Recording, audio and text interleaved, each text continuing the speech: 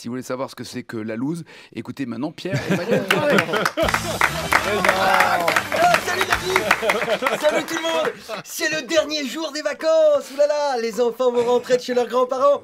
D'ailleurs, je sais pas ce que mon père donne à manger à mon fils, mais chaque fois qu'il revient de chez son papy, quand il pète, ça sent le sperme, dis donc. Oh, bizarre. Non. Enfin, on n'est pas là pour parler gastronomie, hein, Nagui. Non. Je suis de très mauvaise humeur. C'est l'heure de ma chronique. Et aujourd'hui, on va parler trahison. Jingle. France Inter, c'est très très bien. C'est comme Autoroute FM, sauf que sur Autoroute FM, quand ils disent qu'il y a un bouchon sur la 10, c'est la vérité. Alors qu'un France Inter, on vous dit qu'on est le 2 novembre et c'est même pas vrai, c'est un mensonge. Une fois de plus, on a trahi la confiance du peuple, Nagui. Non, on n'est pas le 2 novembre, on est le 26 octobre. Cette émission a été enregistrée il y a une semaine. On vous manipule.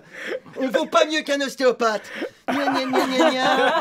On est en direct. Gna gna gna. France Inter, on est collé à l'actualité. On n'a jamais dit qu'on était en direct. Gna gna gna, tu fais ici, on n'a jamais dit qu'on était en direct. Ah non, jamais dit. C'est faux. Ici, on n'est pas du genre à demander aux intervenants de venir enregistrer leur chronique d'actualité une semaine avant l'actualité. Mensonge.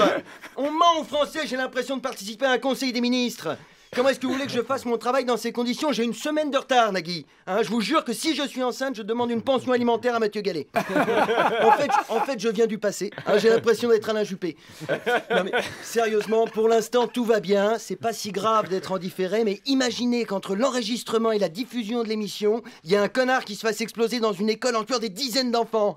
Qui sera là pour vous faire rigoler?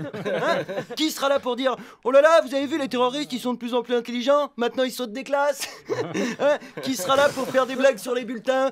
Kevin est un enfant très dispersé sur le mur. Personne ne sera là pour soutenir les parents avec des plaisanteries réconfortantes. Bon, alors évidemment, je prends un exemple dramatique pour illustrer, mais il pourrait aussi se passer des trucs super. Manuel Valls pourrait être dans l'école au moment de l'explosion, par exemple. Et imaginez, par exemple, si Patrick Balkany va en tôle. Ça pourrait arriver. Qui sera là pour faire péter le champagne à l'antenne pendant qu'il se fait péter la rondelle à Fleury-Mérogis? Il a pu se passer des milliards de choses en une semaine. Si ça se trouve, par exemple, l'épidémie de gastro a dégénéré, tout le monde a attrapé le virus. Il y a des pénuries de papier toilette partout. La France est ensevelie sous 2 mètres de chiasse. On ne peut se déplacer qu'en bateau. François Hollande a déclaré l'état d'urgence. Il a fait un discours magnifique au Bourget. Il a dit « Nous sommes en guerre et mon ennemi n'a pas de visage. Mon ennemi, c'est le caca !» Après, il a glissé, il est tombé dans une rivière de merde. Il s'est noyé en criant « Au secours, aidez-moi, je suis emporté par mon bilan !» Heureusement, après 17 secondes de deuil national, Cazeneuve a repris le flambeau.